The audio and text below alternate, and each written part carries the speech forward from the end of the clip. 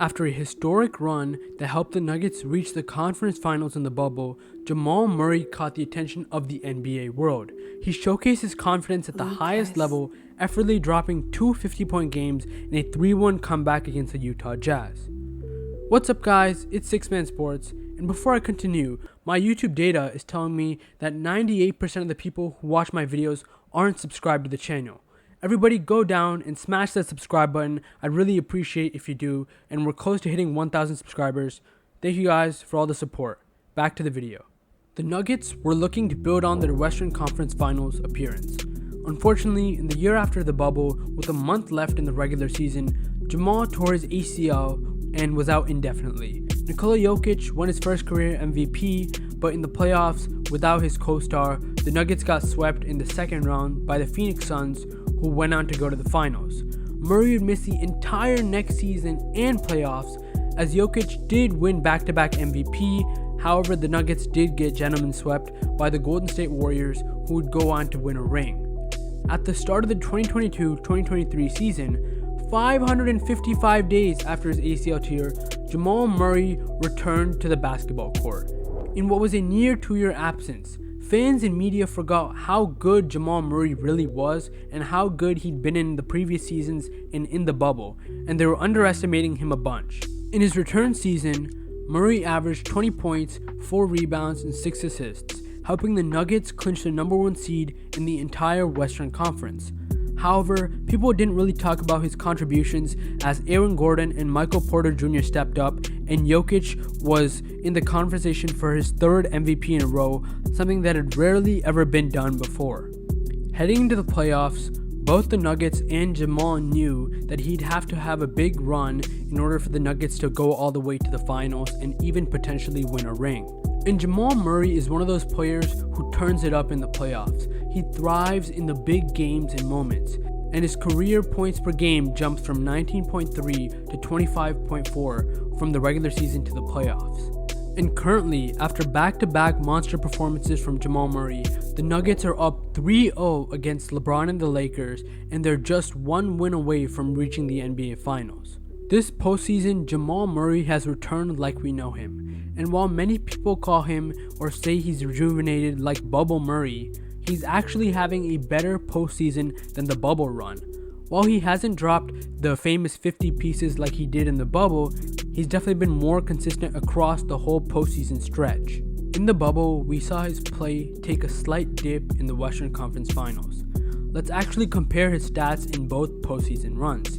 In the bubble, he averaged 26.5 points, 6.6 assists, and 4.8 rebounds on insane shooting splits of 50.5 from the field, 45.3 from 3, and 89.7 from free throw.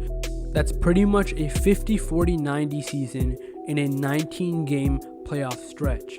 And the most impressive part of the stretch was how he's able to consistently shoot 45% from 3, and when you're in a lot of high pressure situations or situations where you need a bucket and Jamal Murray went to the 3, he was able to consistently hit just under 50%, which is something amazing and never really seen before other than guys like Steph Curry who do it at such a high volume. So far this current postseason, he's averaged 27.9 points per game, 6.2 assists per game, and 5.6 rebounds per game on shooting splits of 47.5 from the field, 41.2 from 3, and 91.9 from the free throw. And while his shooting numbers did take a little bit of a dip, he's still very close to 50-40-90 numbers while scoring at such a high volume, as you even saw an uptick in points. In the second round against the Suns this postseason, Murray had a dip in production and had 1 to 2 inefficient games where Jokic also stepped up big time on the scoring end. However, this Western Conference Finals, Jamal has turned into a different beast. In the 3 games so far, he's averaging 35 points per game, 5.3 assists, and 7.3 rebounds while shooting the great splits of 52 from the field, 45.5 from 3, and 93.3 from the free throw line. And yes, while it's obviously a small sample size of just 3 games, 50-40-90 is impressive nonetheless, and it's absolutely critical in the performance of the Nuggets and how they're just one win away from the NBA Finals.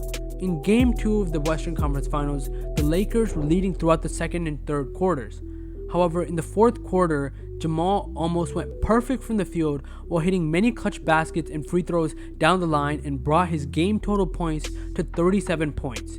In that fourth quarter alone, he was 1 point shy of outscoring the entire Lakers squad. In Game 3, Jamal took over rather early than late, scoring 26 of his 37 points in the first half of Game 3. And I haven't even mentioned his defensive prowess this series.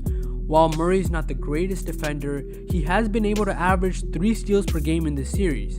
And while steals isn't exactly the best indicator of a good defender, the 3 steals gets more opportunities for the Nuggets while the Lakers turn over the ball more.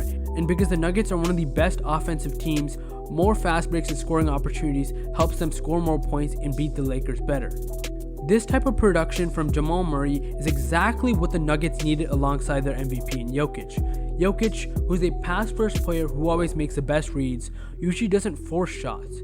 Pairing him with an electric score-first guard who can go on streaks and take over at will is what makes the Nuggets offense so lethal. What I love most about Jamal Murray's game is the lack of free throws in his scoring production. Out of all players in this year's playoffs who've played more than 10 games, Jamal comes in at 7th in scoring. Out of these 7, Jamal has attempted the least free throws, and Stephen Curry is a close second at 4.5 free throws per game, and Jamal is attempting 4.4 free throws per game. However, we know Steph's great ability to create shots, open threes, and middies. With the ability to score on all levels, Jamal doesn't need free throws like other scorers or other superstars. But whenever he gets them down the stretch, like Game 2 versus the Lakers, he'll knock them down. And Jamal Murray has truly been amazing this season, especially this postseason, and is very critical in the Nuggets' success and their chance at winning a finals. And while the Lakers pretty much have no shot at winning, it's LeBron, and we must never count LeBron out. So the Nuggets should just go out there, take care of business, and win one more game. And now they have their ticket booked to the finals, and Jamal Murray will show why the Nuggets need him the most and why he's one of the best players in the NBA that no one talks about. Hope you guys enjoyed this video where I talked about the return of Jamal Murray from his bubble form and how he's been very good this postseason. Thank you guys for watching. Please subscribe. Thank you and bye.